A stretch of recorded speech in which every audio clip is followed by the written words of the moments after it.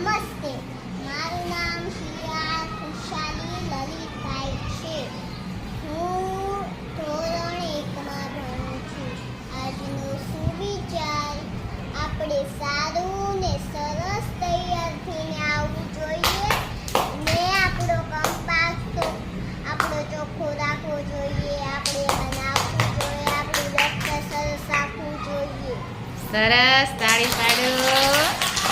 ખુશાલીબેને તો બહુ સરસ કીધું કે ખાલી તૈયાર થઈને આવીએ એટલું ન ચાલે, પણ પેન્સિલ, રબર, નોટબુક, ચોપડી ભૂલી ગયા હોય તો અહીંયા તૈયાર થઈને આવીને પછી શું કામ? કાંઈ કામ હોય?